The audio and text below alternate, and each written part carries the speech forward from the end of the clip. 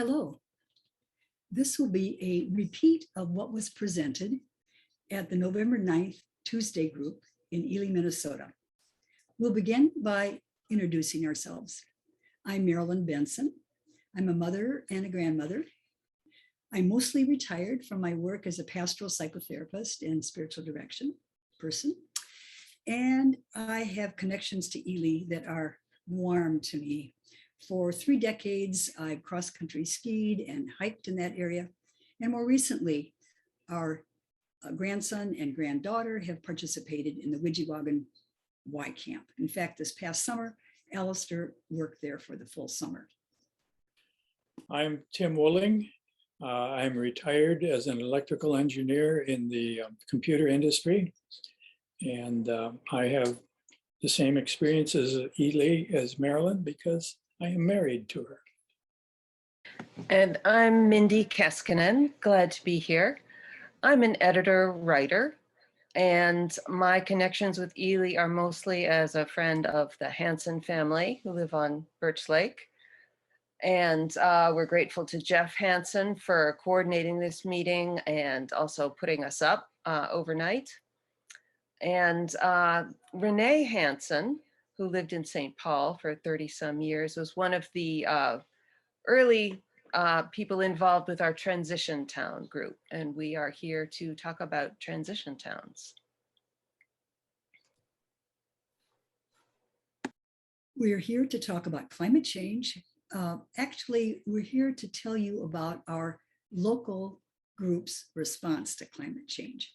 We're from St. Paul, from the St. Anthony Park area of St. Paul. That's close to the fairgrounds and the University of Minnesota St. Paul campus.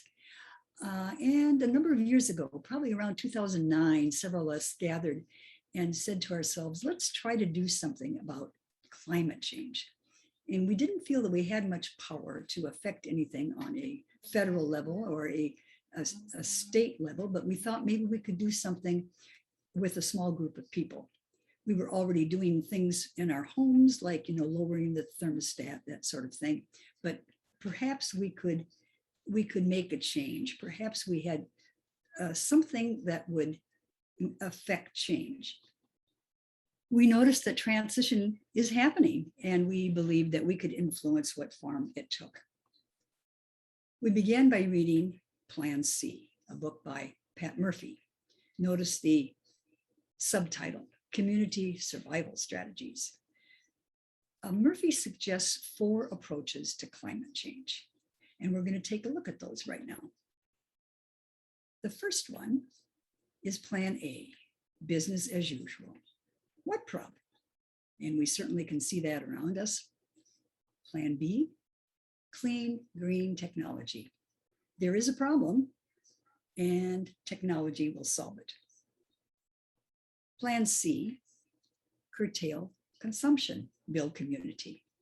There is a problem. We have to change the way we live.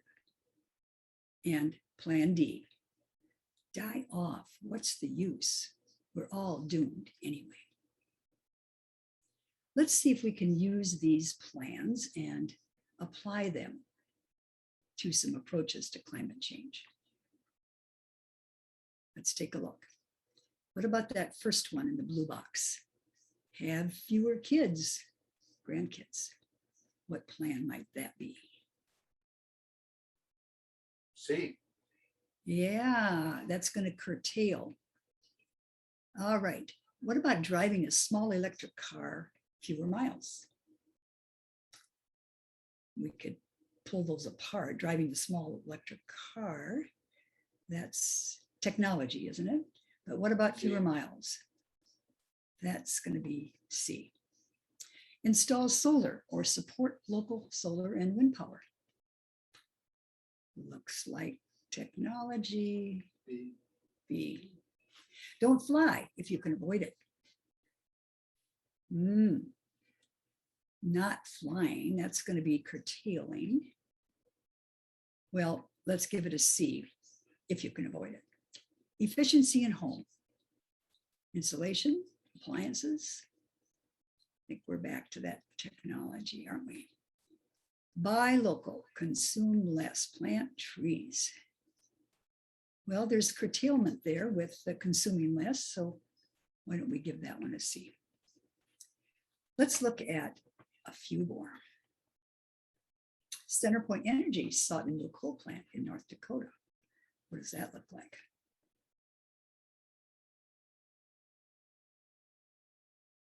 I think that it's an A because that's business as usual. What about the next one? The development at St. Paul's former Hillcrest Golf Course plans to be net zero. Looks like technology. And that third one, I don't want to die, but I don't want to live in a world that doesn't care about children and animals. And that looks like it's getting close to D. This last one is especially a powerful one for me. I just want to share a book with you. It's called Nature and the Human Soul. Nature and the Human Soul. And there's a poem in here I want to read to you because it's really my grandchildren that motivate me to participate in an approach to climate change, to make things change. This is a poem by a man named Drew Dillinger. And a friend of mine called me actually from vacation in about 2009 to read this poem to me. And I will read it to you right now. It's 3:23 in the morning and I'm awake because my great-great-grandchildren won't let me sleep. My great-great-grandchildren ask me in dreams, what did you do while the planet was plundered? What did you do when the earth was unraveling? Surely you did something when the seasons started failing, as the mammals, reptiles, birds were all dying. Did you fill the streets with protest when democracy was stolen? What did you do once you knew? That's what motivates me, thinking about children, grandchildren, everybody's grandchildren and great-grandchildren. Thank you, Marilyn. Okay, thinking about approaching climate change, such a huge problem. Finally, people are waking up to it. This quote is from Rob Hopkins, just thinking about how to address such a massive problem. If we wait for the governments, it'll be too little, too late. If we act as individuals, it'll be too little. But if we act as communities, it might be enough, just in time.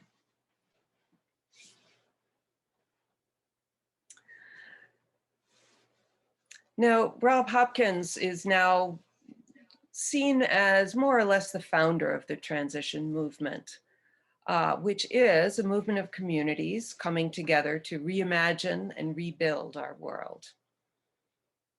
What are we in transition to and from? Well, we are transitioning from unsustainable systems that are fossil fueled. And we are aiming at a more just, community-based, and eco-friendly way of life. Now, Rob Hopkins came from a small town in England, so that's where this movement really got started. And it was a very organic evolution. He didn't plan to start a movement, but this small town in England found ways that they could cut their carbon emissions drastically, and at the same time, grow closer to each other, develop a more local economy where people could support each other in their livelihoods. So it's another way of saying what Marilyn was describing, curtailing consumption and building community. And transition is a grassroots movement. Each locality finds its own way to cut its emissions, to build its community, but there are resources that can help. So let's take a look at those. First, there's some general principles about transition. Now, transition started as a small town movement, but today there are city neighborhoods like ours that are using the transition approach. But of course, that's very different. Imagine a small town versus a neighborhood in a city like St. Paul. So that's why it's a very individualistic approach. What it all has in common, though, is that people try to use their heart, their head, and their hands, working together, envisioning a resilient future in their particular place, asking themselves, what are our assets here? What are our problems? What are our vulnerabilities in the face of climate change? What do we have to work with here? Another way of saying it is think globally, start locally, work locally. Collaborate with other groups that might be already working on some of these issues. Weave webs of connection between those groups and others. Again, aim for a more localized economy. And do some hands-on practical projects. How can we save carbon? Often we think of energy, we think of food, we think of water, and those are all key things to do. And we may need new skills in order to transform those systems. One thing that I like in this idea of reskilling is the idea of returning to maybe some skills that people knew not so many decades ago, but need to relearn now, like repairing things, getting more mileage out of the things we own. So the Transition Network is the overarching global group that coordinates all of these transition movements. As we said earlier, it got started in England, but there are now hundreds of groups, over 50 countries. And this essential guide is a booklet that you can download for free from the web, from the Transition Network website. That's the kind of resources that overarching group offers. There's also a national level Transition US movement in this country. So you can see there's quite a scattering of transition groups all over the country. Each of those dots has a number in it. So there are really dozens of initiatives on the coasts and many more kind of scattered more through the center of the country. And there are some regional hubs too. And again, some of these initiatives are towns, some are cities or city neighborhoods, some are even universities. There are other entities that can try for this same goal. And in the Transition US group, they offer some sort of curriculum-like resources. There's one called Ready Together, which helps neighborhoods figure out some emergency procedures for themselves, ways that neighbors can get in touch, come to quick solutions for problems. There's a series of workshops and a handbook, and those are available through Transition US. And so is another kind of curriculum called Transition Streets, where households, clusters of households can team up and find ways to reduce their energy and water use, waste, transportation miles traveled, and that's a handbook too. So some ways to kind of get started, bringing people together to talk about these practical issues. Here in the Twin Cities, we also have a regional hub, which has helped some other groups get started. And they also sort of coordinate efforts among the various groups in the Twin Cities. And that brings us to Transition Town All St. Anthony Park, our own neighborhood initiative. So we'll be talking from now on about this group as a case study in a transition town. Well, St. Anthony Park is a neighborhood of St. Paul, and in many ways we have the features of a sufficient community with retail, light commercial, residential. We are unique, I think, in having a creative enterprise zone. This is a group that encourages artistic expressions in our neighborhood. I also mentioned the electric and gas utility because that plays a prominent part in how we deal with climate change. XL Energy provides both electricity and natural gas to us. It's a large company, which we have very little influence with, except through the Public Utilities Commission proceedings and through St. Paul's franchise agreement. I have been involved with those proceedings, but not as a part of Transition Town, but rather as part of St. Paul 350, which is connected to Minnesota 350. Our group, Transition Town All St. Anthony Park, started about a decade ago. The transition movement encourages the local groups to to form some connection with local government. In St. Paul, we have a loose connection. We are technically a subcommittee of the Environment Committee of the District Council. St. Paul has a series of district councils which provide an advisory role to the city government. When St. Paul had to come up with a new 2040 plan, it asked for 10-year plans from the district councils. And a number of people from our transition town were actively involved in getting that into the district council plan, and it propagated into the city plan. So there is a way to influence governments. Our core group has monthly meetings. We coordinate, we plan special events, and guide communications. Action groups determine their own activities. We'll talk more about them.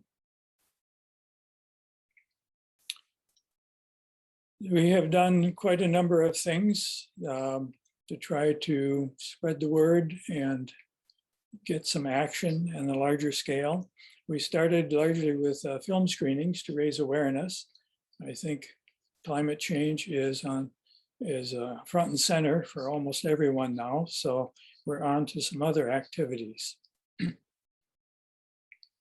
We had a sustainability resource fair.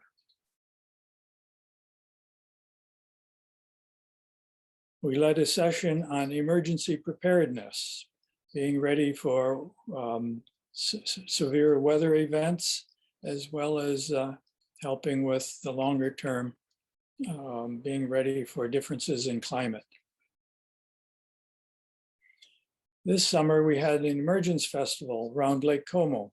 We invited a couple of dozen other community-minded organizations to put up a display somewhere around the lake so passersby could become aware of what these organizations are doing.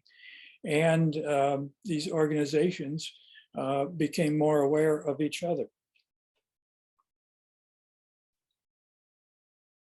Every year we have a neighborhood art fair. Every year there isn't a pandemic anyway. And we always try, we have a display there, and we always try to engage the public, to try to have something that the public can do, whether it's enter in a poll as to what they're doing at home or something on the map. We want to involve people. One time we had a loom with rag weaving. People could stop by and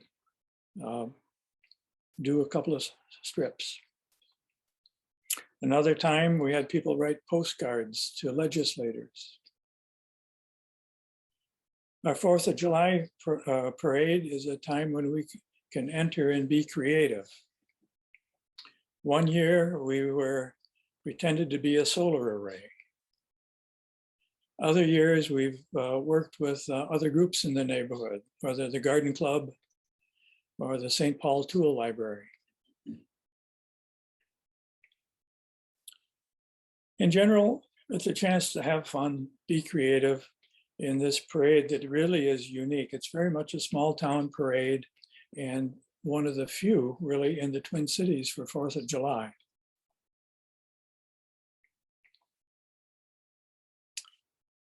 We have some one-time events like cider pressing, potlucks, One year we participated in the Metro-wide Northern Spark art event. We had a fairly elaborate display where we invited people in again to write a little message on these leaves that we had them attached to a tree.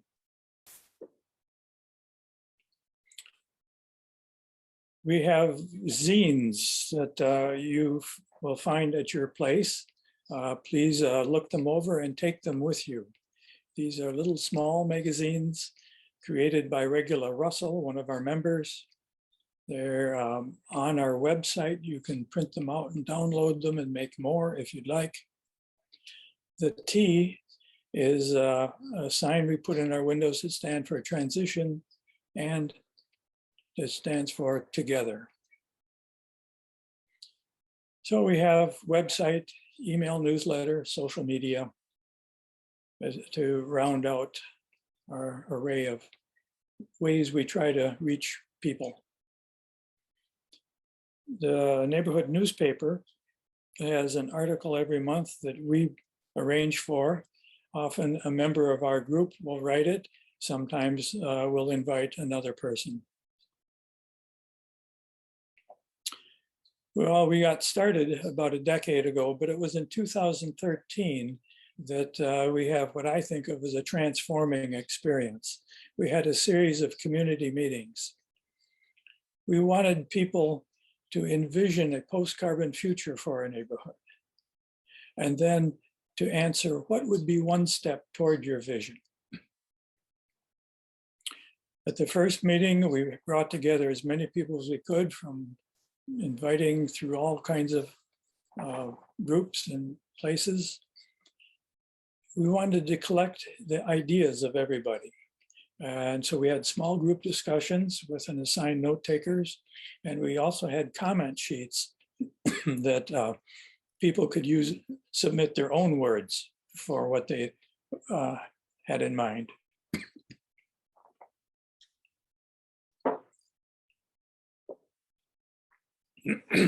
The second community meeting gathered people around their interests.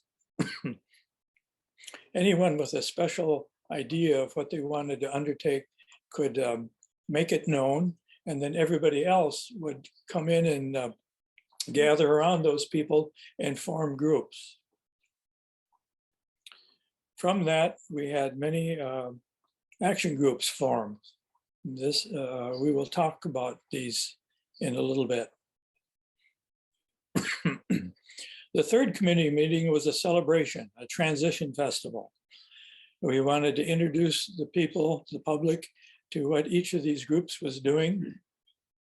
And we also wanted to just have fun with creative activities, music, shadow puppets, and a tent with flash fiction. Then we organizers went next door to the cafe and celebrated a successful day. Later that year, we officially became a transition town.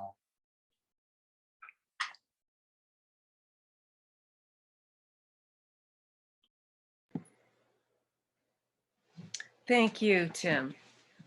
Okay, I'm going to tell a little bit about some of what the action groups have been up to. One of our most active is Sustainable Food and Land.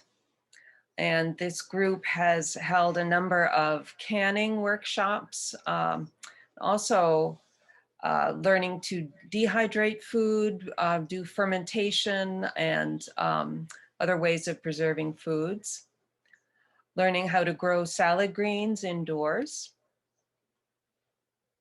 composting. And the woman who led this workshop at the time lived in an apartment building. And she was able to start a composting system that all of the apartment units could be involved in with multiple bins. So that's a great example of taking a household action and multiplying it out, trying to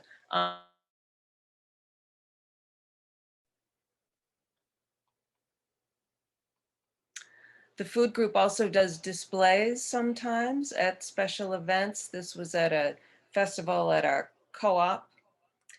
This Shrink Your Carbon food print It's kind of another spin on the food pyramid, where the foods that appear at the top are the ones that involve the more carbon emissions in their production.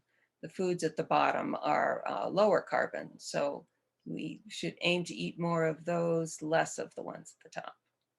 So simple educational events that people can learn from kind of on the fly.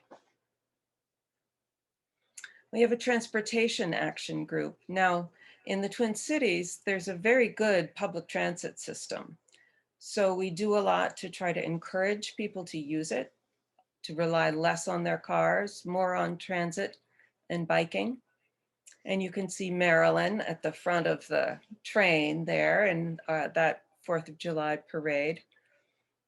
We have a campaign called Drop a Car, which is specifically to encourage households to shrink their cars from 2 to 1, or maybe to even go car free.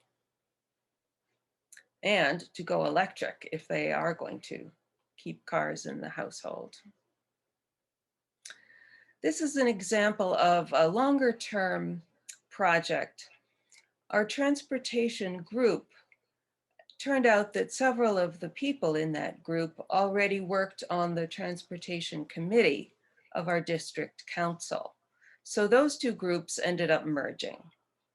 And that really put our transportation people in position to try to influence some of the thinking, the longer term thinking of city and county street planning. This is a street that skirts along the University of Minnesota, St. Paul campus, Cleveland Avenue. And at one point, the county was looking at 4 alternatives to rebuild that street. Basically a rebuild that was supposed to last 50 years. And we advocated for this design for the street, which eliminated the parking, all of the on-street parking, and added a walking path. That's what you see on the far left. And then on the right, another path that allowed for bikes and pedestrians. So this is the kind of way we think we need to start nudging people towards leave your car at home, try biking, try walking, try taking the bus instead. This design did not get approved. So, but we keep advocating. We have a housing options group that around 2015 or so got involved with the issue of accessory dwelling units. Now, much of St. Anthony Park is zoned for single family homes, and that's the area that really was where this was germane. Because the city was considering a rezoning to allow for accessory dwellings. That would be, another word for those is like mother-in-law apartments. A little apartment you might carve out inside a given building, or it might be an addition, or it might be something like a 2nd floor over a 2-car garage. That's what we see in that little picture here. So we held a public meeting just to hear all sides of the issue. We heard from some homeowners who did not like the idea of accessory dwellings, of having a slightly denser neighborhood, of having a little less space in people's yards, potentially more cars on the street. Some of those things people hesitated about that. But we wanted a setting where we could make a case for more density and some of the advantages that accessory dwellings might bring to the neighborhood, like more people to support local businesses, more people to use public transit, and thereby, keep those routes up and running, and bringing more diversity to the neighborhood and more affordability as well. And similarly, this did not have immediate success. We did not rezone for ADUs at the time, but the city is heading in that direction. Another group, this is our most recent one, it's called Going Home Green. And this is the idea of green burials. Perhaps you've heard of some of these end of life practices that people are kind of reclaiming. And some of these practices also are good for family and community togetherness, grieving together, being a little more upfront about end of life planning. And we've got a web page with resources for green burial and some of these other practices. So feel free to take a look. This is a movement that is really gaining throughout the country. There are quite a few nonprofits, both nationally and in Minnesota. And we also have, in the summer months, just a monthly get together at a local brewery, Transition Tap. It's a great way to welcome newcomers to our group. And now we're going to look closer at a few other action groups. So I'm going to turn it back to Tim to talk about home energy.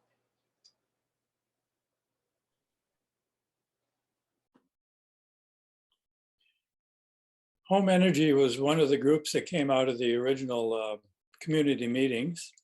We wanted to do more than weather stripping and changing light bulbs. We wanted to really make a big dent on how much energy is used. And that could involve lots of insulation in the attic. This picture is actually not a home, but part of my church. I was involved in several projects that resulted in our reducing our natural gas use by 1/3. However, it was daunting to do big projects, to make big reductions. There's expense involved. Sometimes it's not straightforward. And so the group kind of waned. But I think now it might be time to re-energize it around a different or a little different theme. If we look at what would it take to stop burning fossil fuels in our homes and cars. Well, St. Paul has a climate action and resilience plan that calls for 2 steps, really. Electrify everything and rely on the electric utility following through on its goal to become carbon free. As I look at that, I see there's another piece that's needed, and that is reduce the energy everywhere we can as we electrify. And as we also, the grid will be adapting to more renewable energy. It will have more variability. And so there will be some need for us in our homes to adapt to the grid, some more additional need to what we already do with, say, nighttime electric, advantageous electric rates. Here are the things that tend to be the consumers of fossil fuels. For space heating, first thing, add a lot of insulation, air seal it, make it really tight, keep the heat we put into the house. And as second step, use the most efficient equipment available for heating. If a house is well sealed, it could become stuffy so we must prevent that by introducing intentional ventilation. And again, using efficient equipment that avoids much heat loss. For the other uses, there are the usual things we can do to reduce what energy is needed. Now, all of these things are basically technology, the plan B. What would be some things for plan C? How could we change the way we live? Well, lowering the thermostat setting, wear more layers. A big one is more people per household. That doesn't reduce the house's heat loss, but it means much less energy per capita, per person. And other things can be thought of.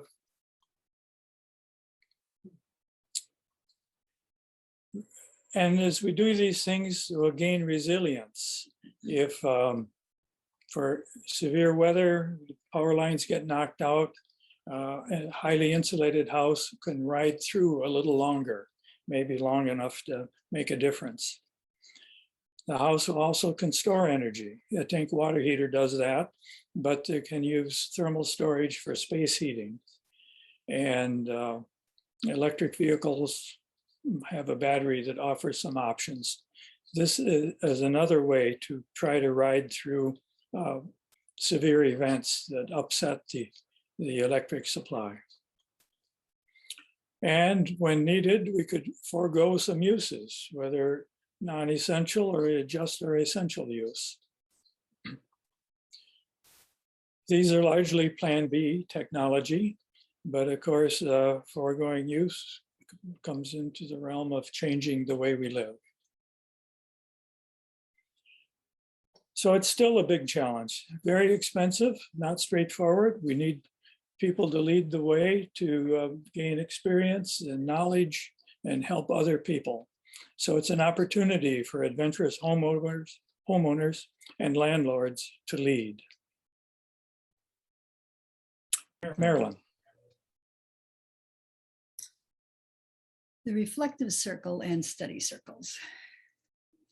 When we had that community meeting, I think in 2013 that Tim mentioned, and we formed action groups, I was there and looked around and saw that there were a number of people that wanted to gather and to have an opportunity to sit in a circle and to talk about climate change, and especially to have the opportunity to talk about all those feelings that climate change stirs up in us, a sense of grief and loss, a sense of anxiety, fear, wanting to feel hopeful. And so we decided that we would create a reflective circle. And after a few months, we determined that we wanted to offer something like that in the wider community. So we formed some reflective circles that met either a Saturday morning or maybe like a Tuesday or Thursday evening for an hour and a half. And again, we just invited people from the community. Sometimes we were as many as 6, 7, 8. Other times, I think the top number was maybe 18 or 19 people. And we sat in that circle. We had 2 facilitators from our planning group there who created a prompt of some sort, perhaps a reading from Joanna Macy or Bill McKibben or Elizabeth Colbert, something about climate change. And it didn't mean that we needed to stay necessarily with that topic, but it was a way for us to get centered on something related to climate change. And so we continued with those reflective circles for a number of years. But then over a period of time, the attendance diminished until finally there were maybe only 1 or 2 or 3 people other than the facilitators who came to them. And so we in the planning group for the reflective circle decided that we could let this go. Maybe there isn't a need for right now. And we also knew that we could always reactivate it if it felt like there would be a need for the wider community. What came out of that, however, were the study circles, and they were a bit different. Another person from the planning group of the reflective circle, John, and I decided that we wanted to do something that would ask people to consider a specific piece of content about climate change, and that we would create a format which would guarantee that everybody had the chance to speak, and that we would build community and make connections with other people.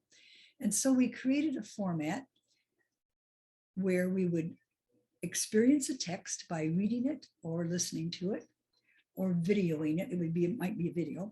And then we would see what we understood the text to be saying, interpreting it. And then we would respond to the text both from our head and our heart. And then we would finish that circle with a question of where am I now? I'm going to move next to some of the principles that we thought about.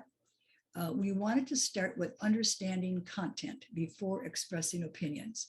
And one of the things that we found in the reflective circle was that there were lots of opinions, and that's just fine, but let's understand the content first. So we started with that. And we also then created a structure so everyone had the opportunity to speak. The structure invited listening to others. It allowed us to go deep because we created a format of 2 hours, and we asked people to sign up for a series of 3 study circles so that a person would come to 3 events over a period of maybe a couple of months, meeting with the same people. And that was a way of creating connections among us and a way of building community as well. I'm going to just share a little bit about some of the content that we used. This is a book we used a fair amount of. Don't even think about it, why our brains are wired to ignore climate change. You might notice the quote there: the reasons why people do not accept climate change has nothing to do with the information. It is the cultural coding that it contains. And what this book provided for us was a whole series of excerpts to look at the way we think, or maybe we should say don't think, about climate change, about our biases, about confirmation bias, about a kind of bias that was called optimism bias. We don't believe that something bad is going to happen. I don't believe that something bad is going to happen to me. It's going to happen to those other people. I'm more optimistic about myself. Or about a bias called salience, how close it is in time and space to me. And if it seems like it's further away, I'm not going to be terribly worried about it, even though it might be a very serious kind of thing. So we used quite a bit out of this book. We also did some TED Talks. We really liked Hans Rosling. He is deceased now, but he was a Swedish physician and public policy person around public health. And that first one there, the magic washing machine, was one of our favorites to use. I can still image very clearly Rosling crouching down and peering into that water and the clothes going round and round, pretending to be his grandmother, who was totally excited about having a wash machine. So we were looking at how can we provide the energy so that everyone can have a washing machine, because everyone will want one. Another Rosling video we did was about population, religion, and babies. And the focus there was that limiting population is best done by educating women and girls, who will then limit the number of children they gave birth to. Or another TED Talk by David McKay, a reality check on renewables, where we got to see really how much land it would take if you were going to do renewables, for example, in the British Isles. Just another look at the process. That first viewing of the video or the reading of the text, a circle go around with asking for one word that expresses how the video or the text strikes you. And then the part of looking at the content and sharing with one another, what do I think the text is really saying? And doing that before we would have crosstalk, so that everybody had that chance to say, what I think the text is saying is this. And then that next step of responding to the text from head and heart. Does this change anything? Often people would say, well, what do you mean by anything? And we would say, anything. Your experience here, what you just saw, what we just read, and then a little more crosstalk. And finally, that question, where am I now? And a circle will go around. What are you taking home from this whole experience?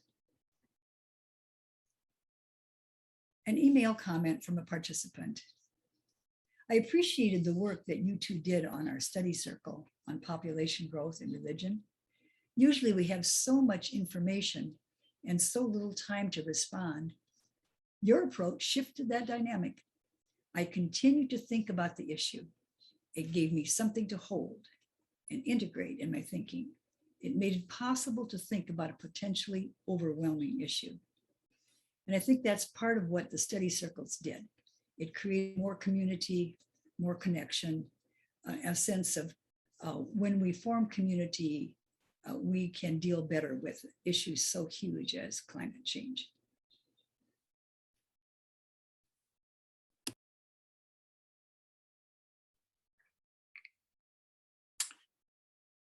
A group that formed a few years ago or recently is Transition Your Money. We were looking at what if we invested our money not on Wall Street, but in our own communities on Main Street. What would that do for the community? How would it help the community thrive? We started out by looking at what sorts of money is available. Many people have retirement funds, and we looked into the self-directed IRA. It is a way that a person can invest in a whole variety of things locally, and is not very well known. Some of the things that could be invested, you could put your money in the local bank.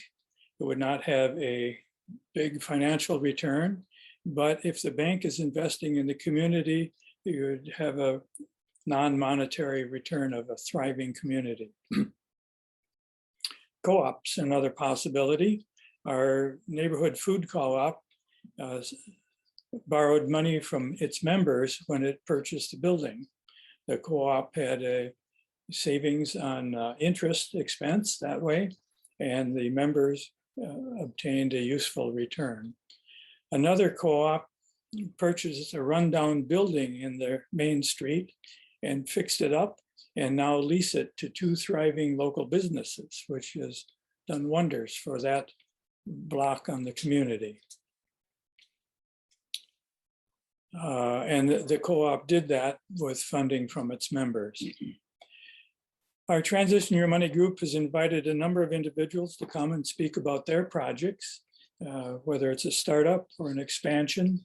We find there are a lot of people doing things and a whole range of ideas. So we're trying to explore the possibilities with Transition Your Money. We were not actually making investments as a group that way. We have more information on the website if you want to hear more about things we've investigated. But Transition Your Money did spin off another group that is investing money, and Mindy will tell about that.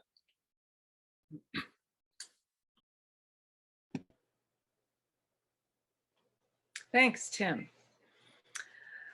Yeah, I'm going to talk about the Local Dough Investment Club. Now, this is not your neighborhood bakery.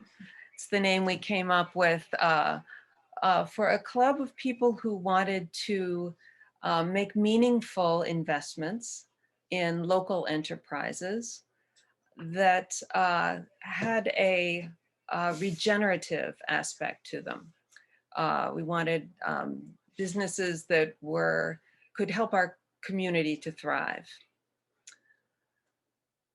We started with about 20 people, each person putting in $100 a month, meeting quarterly, as we still do, and with rotating officer roles. We started early on. We read parts of this book, Owning Our Future, and that helped us sort of focus on what our values might be. Learned about the idea of generative versus extractive activities, one of those being comparing an industrial agriculture, which depletes the soil over the long term, comparing that with organic agriculture. So that kind of difference, that's what we're looking to invest in. We also learned more about employee ownership, cooperatives,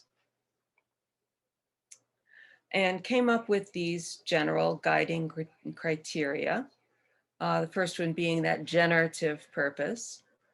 The second, just asking in very practical terms, what does this enterprise do? What does it make? What does it create? How does it serve us? How does it improve our resilience or sustainability? Again, what is the ownership structure?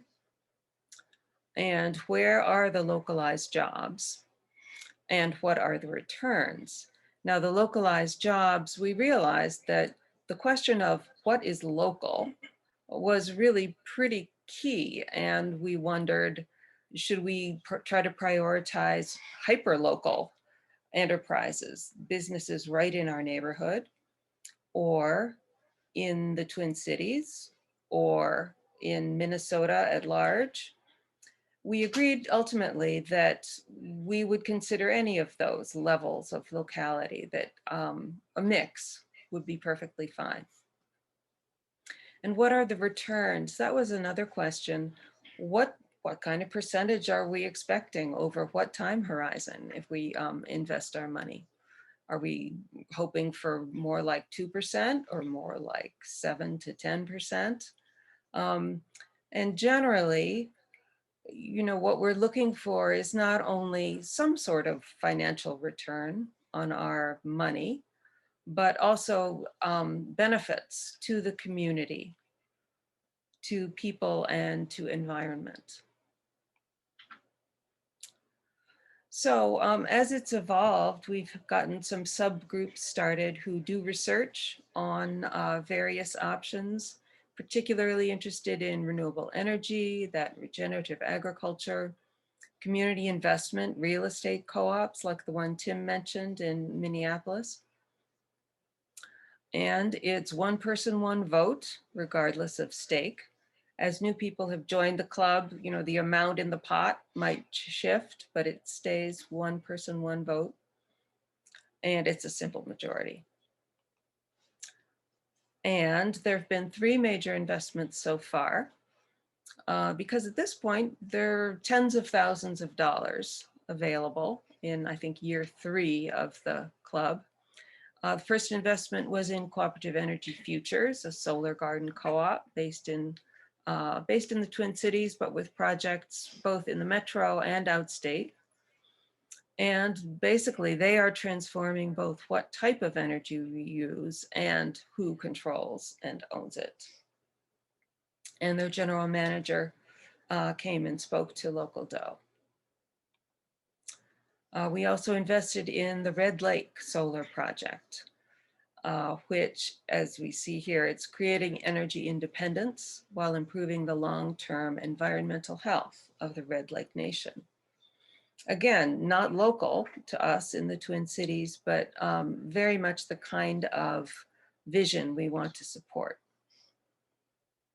Also, this project could serve as a model for other reservations, for other Native nations, to not only generate their own energy, but possibly generate a surplus and sell it to surrounding areas.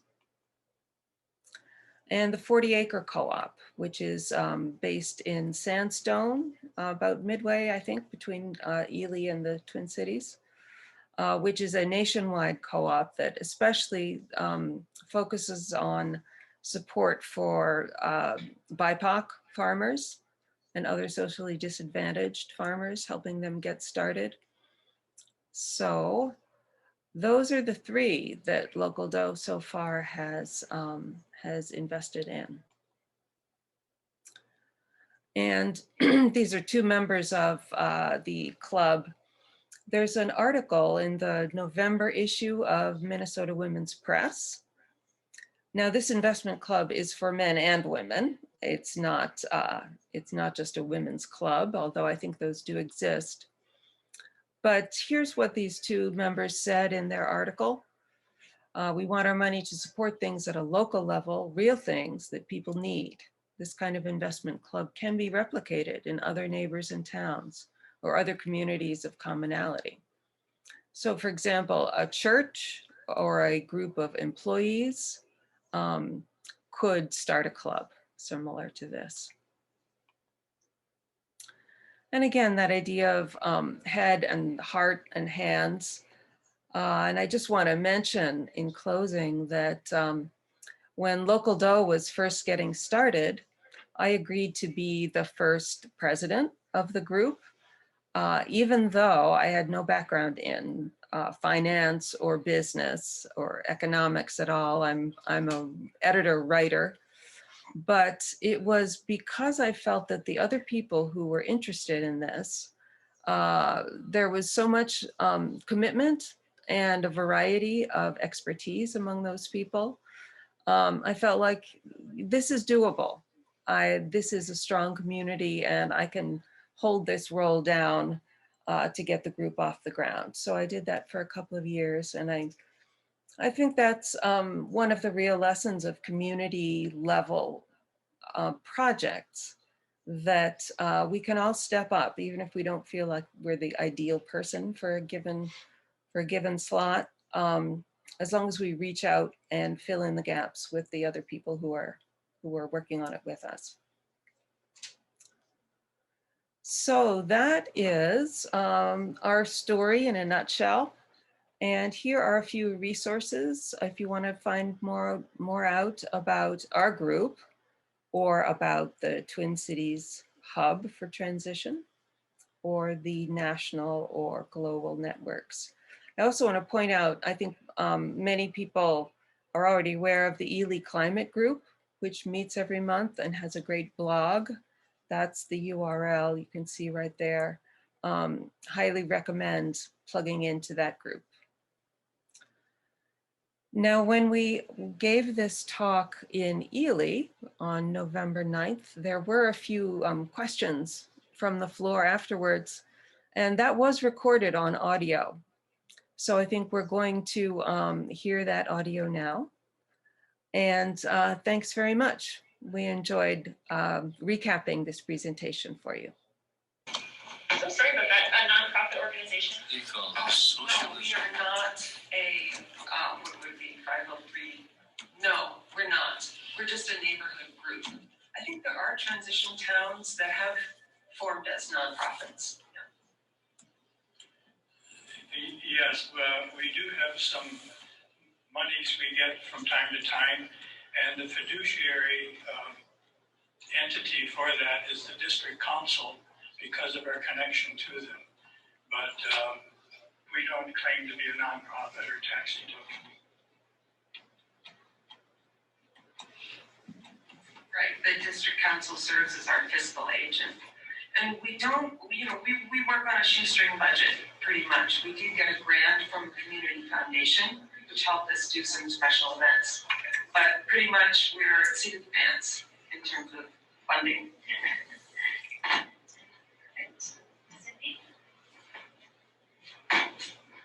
Have you had any backlash to what you've been trying to do? I'm thinking of counter-political, counter people that don't believe that there's even climate change that are going on. Right. That's a great question. And I feel like a lot of our work, especially in the first 5 years or so, is just sort of keeping the climate issue alive and in front of people, because at that time, really, you did not see the phrase climate change in the media. I mean, if you think back, it was almost unheard of in the mainstream media. So we put a lot of energy into that, through things like the 4th of July parade and the art fair, that kind of thing, the films, the film series. But for backlash, I feel like probably those who disagreed just kind of ignored us. What springs to mind is that question about accessory dwelling units, that there was some, I'm not sure I'd call it backlash, but there was some division in St. Anthony Park about whether people wanted to see their neighbors have, maybe a young couple or students, in a little addition being added to the house, feeling like, it'll add noise, it'll add clutter, it's transience, we really want that.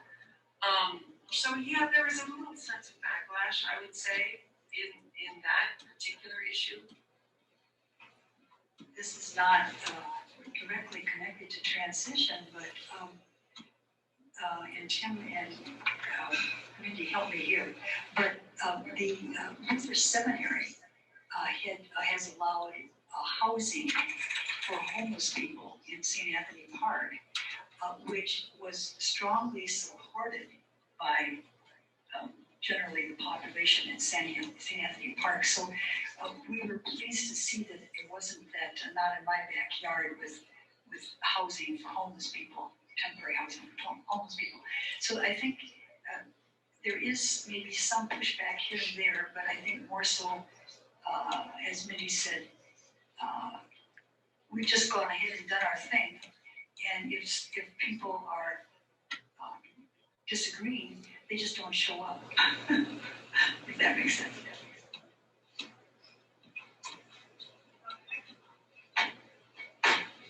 First, thank you. This was great, and it was very educational, and I learned a lot. So thank you. I hope you leave your PowerPoint behind.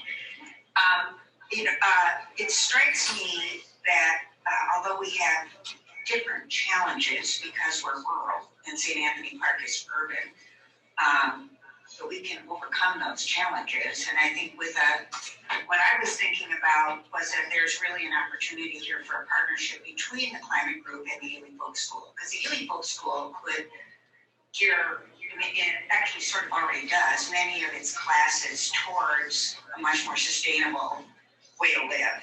I was thinking when I saw your canning slide, I think a challenge we have that you didn't have is that you had a city.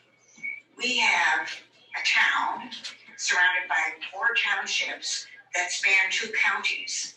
So we don't really have a jurisdiction to align ourselves with, to be advisory to, and I'm not sure they want us to be advisory to at this point, given political orientation. And so we have different challenges, which are probably not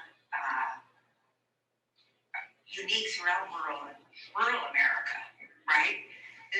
So it'd be interesting to see if we can take what you've learned and figure out a pathway forward where you have this unusual, almost dysfunctional jurisdiction. We really have nobody that represents this community of one city, 4 townships, 2 counties, and figure out a pathway forward.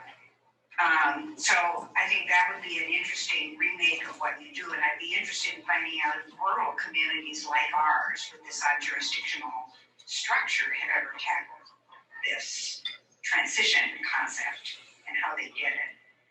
And I think the other thought I had about the unique challenge we have was when Tim talked about going all electric. Part of climate change is that our storms are much more severe. We have straight line winds. There isn't a year that goes by when we don't lose our power. And so many of us have to have backup, which is a generator, which is propane, right? And so some concepts, we have to figure out different solutions to. You did it. But so anyway, that's again another, how do we set up a transition community in a rural setting, take your lessons and adapt them to our environment to achieve the same goal. So I'm just throwing those out as sort of thoughts that were running through my head. I don't know how to solve those problems, but I think it'd be a fun set of problems to solve. I appreciate bringing up the Ely Folk School because something that it does seem, as a representative of the folk school, it does seem really relevant to get the folk school involved, but I would also use this opportunity to put a charge out there to the community to get involved as instructors. We do have some challenges in our path forward as an Ely Folk School. We've on occasion put together a really exciting schedule of events, and we've had to cancel our schedule of classes, and we've had to cancel due to low enrollment. And we don't always have the easiest time finding instructors. So it would be great to, I think, especially that the food active action group there's an obvious congruence between the Ely Folk School and that the work of that action group. But then I would just reiterate that call to action. The Ely Folk School is a great home for some of that work, but we do need more folks involved to make it what we're talking about making it. Excuse me. I agree with what Becky has has said about all the things we need. I think it's worth pointing out that here in Ely, we do have a lot of bits and pieces that are what this transition stuff is. We have the group 100 Women Who Care, who are investing in local nonprofits. We have Wycola, which has been doing water monitoring for decades and is sharing information having to do with clean water. We've got the folk school, we've got the business of the Odd Family investing in this community. We've got a whole lot of bits and pieces that are what you've been talking about, and it's really cool. But there's a whole lot more that needs to be done. But I think we need to remember that there's all these bits and pieces that, as we gather them together, we can continue going in the direction we need to go. And so, not that we need to necessarily pat ourselves on the back, but it's not all a mess up here. We've got some good stuff that's happening. Yeah, That's right. you make a great point. That's very real. I would love to just let the folks here know that if you're interested in the transition town movement, sorry, I'm trying to figure out how to do all this here. But if you're interested in the transition town movement and you do think there's a conversation to be had among members of our region, then you can certainly email the Ely Tuesday group account, or me personally if you know how else to get a hold of me, and I can field a growing and evolving conversation around that. So this doesn't have to be the end of the conversation. I hope it's only the beginning. And whether or not Ely is formed as a part of the network or we use the resources to further what we're already doing, I think we've gotten a lot of inspiration from our speakers here today. So any final questions?